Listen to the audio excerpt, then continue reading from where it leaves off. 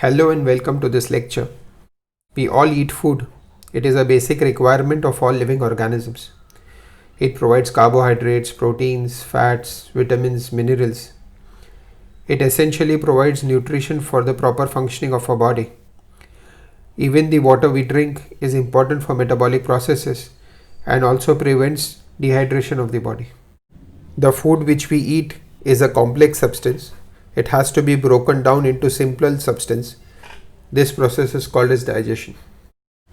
The digestive system then absorbs these digested simple substances and it also removes the undigested waste from the body. The human digestive system consists of the alimentary canal and associated glands.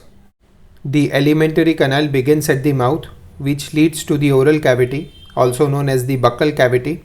It contains teeth and tongue. 3 pairs of salivary glands are situated outside the buccal cavity. The oral cavity then leads to pharynx, which is a common passage for food and air.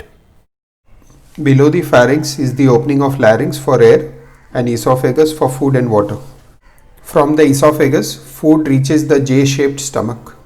Stomach opens into the small intestine. Small intestine has 3 parts: duodenum, which is followed by jejunum, and lastly ileum. After the small intestine is the large intestine, which begins at the cecum. Cecum is then followed by ascending colon, then transverse colon, and then descending colon, which is followed by sigmoid colon. Sigmoid colon opens into the rectum, which leads to the anus. Undigested waste substances are removed from the body from the anal opening. So to recap, mouth opens into the oral cavity, also known as the buccal cavity, which leads to the pharynx. Pharynx then leads to the esophagus.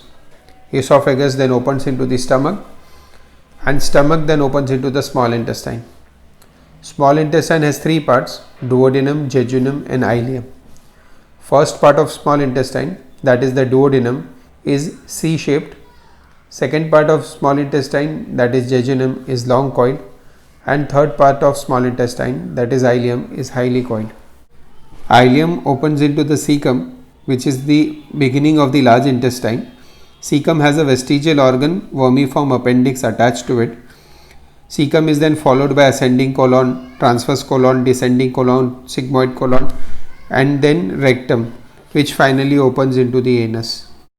Now let's look at the different parts in a bit more detail. The oral cavity or the buccal cavity contains teeth and tongue. While describing the teeth, NCERT uses 3 terms: thecodont, diphyodont, and heterodont. Let's look at them one by one. The arrangement where teeth are embedded in sockets of the jaw is called as thecodont. In the diagram, you can see that the root of the tooth is inside the socket. The upper part of the tooth, which is visible, is called as the crown of the tooth. It is covered by enamel, which is the hardest substance of the body. The term diphyodont means that we have 2 sets of teeth in our lifetime. The first set of teeth are called as temporary teeth, milk teeth, or deciduous teeth. As age increases, these teeth fall off and are replaced by permanent teeth or adult teeth. Temporary teeth are 20 in number and adult teeth are 32 in number. The term heterodont means that we have different types of teeth. For example, we have incisors, canines, premolars, and molars. Incisors are used for cutting and biting of food. Canines are helpful in holding and tearing of food. Premolars and molars are useful for grinding and crushing of food. If you look at one quadrant of a jaw, there are 2 incisors, followed by 1 canine, followed by 2 premolars, and lastly 3 molars. This is the arrangement of adult teeth and can be represented by the formula 2123. We have 2 incisors, 1 canine, 2 premolars, and 3 molars in each half of the upper jaw and the lower jaw. So 16 teeth in the upper jaw and 16 in the lower jaw. So adult teeth is 32 in number. Let's look at temporary teeth now. Formula for temporary teeth is 2102. 2 incisors, 1 canine, no premolars, and 2 molars. Please remember, premolars are absent in temporary teeth. So upper jaw has 10 teeth and lower jaw has 10 teeth. Hence total number of temporary teeth is 20.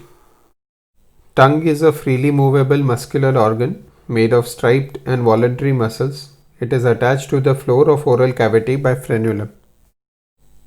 This is the frenulum. You can see it by looking in a mirror and folding your tongue upwards. Now a few words about the upper surface of the tongue.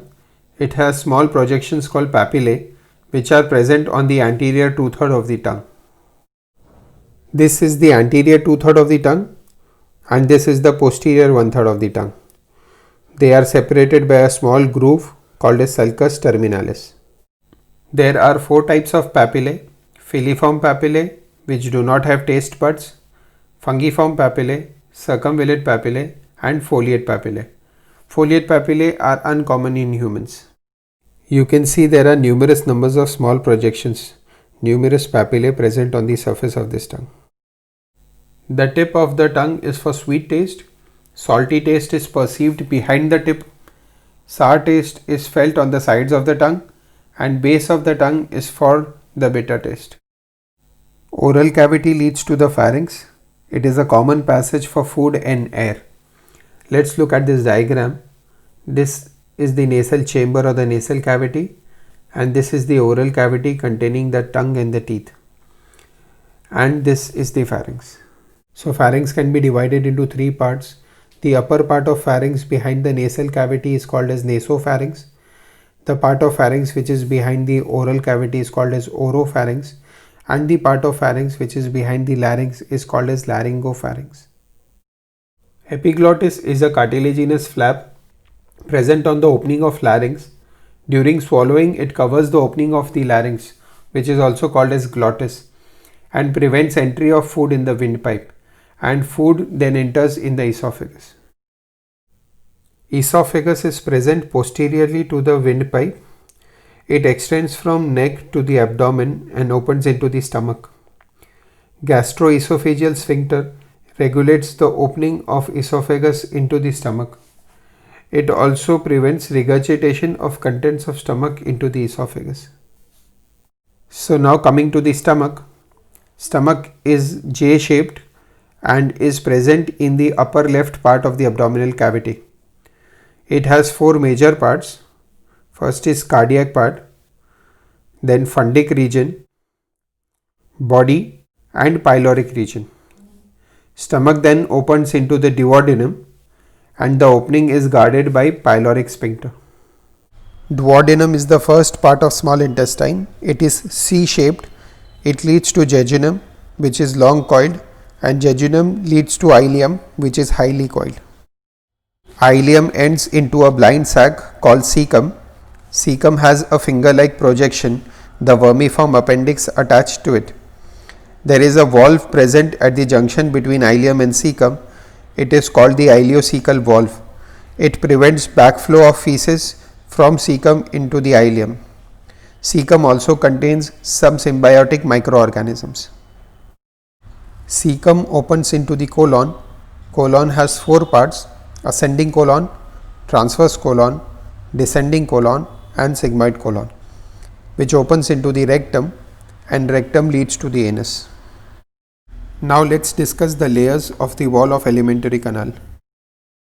If we cut through a part of the alimentary canal, this is called as the transverse section, and observe the cut section under a microscope, we can appreciate that the alimentary canal is made up of 4 layers. Let's look at this diagram. This is the lumen.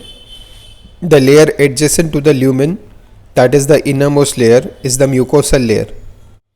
Outside the mucosa is the submucosal layer. Outside the submucosa is the muscular layer, and outside the muscular layer is the serosal layer, which is the outermost layer. So to recap, serosa is the outermost layer. It is made up of mesothelium and connective tissue. Mesothelium is the covering of internal organs. Muscularis or muscular layer is formed by smooth muscles arranged into inner circular layer and outer longitudinal layer. A third layer, oblique muscular layer, is present in some regions like stomach. The submucosal layer is present inside the muscularis. It contains nerves, blood vessels and lymph vessels. In duodenum, in the submucosal layer, there are glands called Brunner's glands. They secrete alkaline fluid which is rich in mucin. This alkaline fluid protects intestinal mucosa from gastric acid and also maintains the pH of intestine. And lastly, the mucosal layer, which is the innermost layer. In the stomach, this layer has many irregular folds called rugae. Gastric glands are also present in the mucosa. In the mucosal layer of the small intestine, there are goblet cells which secrete mucus. The mucosa of small intestine is folded in finger-like projections called villi, and in between the villi are crypts of Lieberkühn. This increases the surface area of small intestine. The cells lining the villi have numerous hair-like projections called microvilli.